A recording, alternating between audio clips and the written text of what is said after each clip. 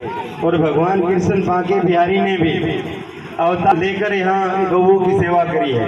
और भगवान ने कहा है विप्र धेनु सुर संत हित लीन मनुज अवतार और निज इच्छा निर्मित तनु माया गुण गोपाल। तो भगवान है ना असाय चतुष्कृताम धर्म संस्थापनार्थाय शम भवामी युगे युगे। तो इसलिए भगवान के बताओ ये मार्ग पे हमें चलना है। गौ तो कर दो फिर। आदरणीय कृष्ण पवार जी, गौ सेवा आयोग के कृष्ण पवार जी ने बढ़िया काम कर दिया। ध्यान से सुना नहीं तुमने, तुम मंदिर के सो गए होंगे। कृष्ण पवार जी जब गर्ग साहब का नाम लेने देना तो बोले कृष्ण क्या बोला, श्रवण सिंह गर्ग। तो गौ सेवा आयोग के ऐसे अध्यक्ष जो वास्तव में गौ सेवा के काम को सिंह की तरह करते हैं, शेर की तरह अड़कर लड़कर गौ सेवा के काम को आगे बढ़ा रहे हैं, उनके उपाध्यक्ष जी, मंच पर विराजमान अन्य सभी हमारे अतिथिगण, मैं ये चाहूंगा एक बार सारे के सारे जोर लगा के ताड़ लगा के सबके लिए जोरदार ताली बजा दीजिए।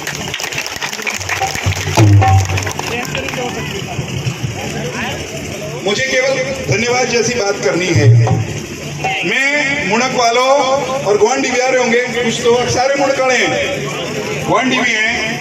मैं तो केवल 2-3 छोटी छोटी वो बातें याद कराने के लिए खड़ा हुआ हूं जो मनोहर जी की सरकार ने और नरेंद्र मोदी जी की सरकार आने के बाद गौ के लिए होनी शुरू हुई हैं। क्या कभी आपने ऐसा सुना था कि गौ सेवा के लिए बजट एक झटके में 40 करोड़ से बढ़ा के कितना बताया, 456 करोड़ हो जाए। इसका अर्थ क्या है कि हरियाणा का खजाना आप लोगों ने जिनके हाथ में सौंप रखा है, हरियाणा के खजाने की चाबी जिनके हाथ में मुणक वालों ने सौंप रखी है, हरियाणा के लोगों ने सौंप रखी है, वो गौ की सेवा को समर्पित लोग हैं। मैं चाहूंगा एक बार सबके सब मिल करके माननीय मुख्यमंत्री जी का, हरियाणा की सरकार का गौ सेवा आयोग का बजट इतना बढ़ाने के लिए करतल ध्वनि से, जोरदार करतल ध्वनि से अभिनंदन करें, क्योंकि ऐतिहासिक काम हुआ है। इससे पहले आप सोचिए 40 करोड़ में क्या हो सकता था और 456 करोड़ में क्या क्या हो जाएगा। श्रवण जी निकल गए क्या?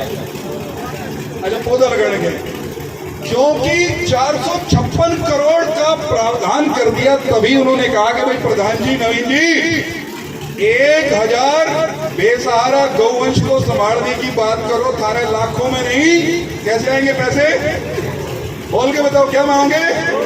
करोड़ों में आएंगे। ये करोड़ों रुपए तब आ सकेंगे जब सरकार ने प्रावधान 456 करोड़ का किया है। बस एक छोटी सी बात और कहते हुए अपनी वाणी को विराम दूंगा। वैसे एमपी साहब ने कह दी, वो कितने लोग हैं, हम सब गौ माता कहते हैं, लेकिन गौ माता को और खास तौर पर देसी गौ को पालने वाले जिनके ग्वाड़ में, हमारे तो पशुओं के स्थान को भी क्या कहते थे, क्या कहते थे बोलो? ग्वाड़ इसलिए कहते थे कि वहां गाय होनी चाहिए, भैंसाड़ तो नहीं कहते, बस आड़ चोटाड़ कोई तो नाम तो नहीं था, नाम था उसका ग्वाड़, क्योंकि वो गौओं का द्वार था, गौओं का ठिकाना था। लेकिन ग्वाड़, पहली बात तो ग्वाड़ नहीं रहे, और ग्वाड़ रह भी गए, डंगरा कोई रह भी गया तो जोर हो रहा भैंसा पे, मुर्रा पे, गऊ पर जोर नहीं है। और गऊ अगर कहीं है भी तो फिर अमेरिकन है, उसका वो बाल्टा भर दूध, उसको देख करके हम सोचते हैं कि यह माला माल कर रही है। हकीकत बता रहा हूं, बहुत संक्षेप में कहकर अपनी वाणी को विराम दूंगा। जिसे आप दूध का भंडार मानते हो, वो संकर नस्ल की, कोई जर्सी नस्ल की, कोई HF नस्ल की गाय वो दूध के बाल्टे भर देती होगी, दूध की टोकरी भर देती होगी, लेकिन वैज्ञानिकों ने, चिकित्सकों ने यह निष्कर्ष निकाला है कि उसका दूध नहीं है, बीमारी का घर है। और उसके विपरीत क्या है, जो आपकी देसी गाय है, जिसको मेरे आपके पूर्वज आज जिसका जन्मदिन है भगवान कृष्ण, उसके जमाने से पाड़ते आए हैं। उस गाय के दूध में जो उपाध्यक्ष जी ने बताया था, पूर्ण जी ने, कि उसके दूध में A2 नाम का एक प्रोटीन पाया जाता है। के पाया जावे सारे, एक बार मेरे पीछे बोल दो, के पाया जावे? प्रोटीन।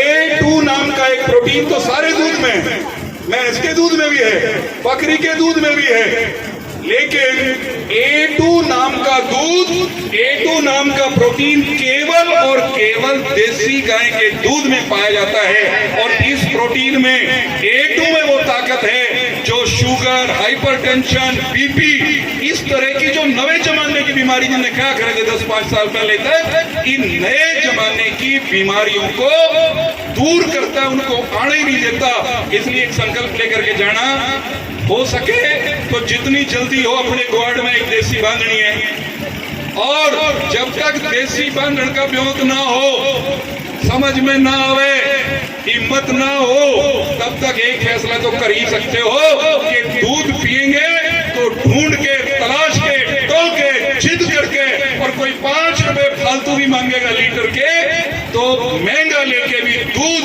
बच्चों को और बड़ों को तो केवल और केवल देसी गाय का पिलाएंगे। अगर ये संकल्प आप लेकर के गए तो आज का कार्यक्रम वो उसका करने का मकसद पूरा हो जाएगा। आप सबने हमारे मेहमानों के स्वागत में आप सब लोग जुटे, आप सबका बहुत बहुत आभार, धन्यवाद।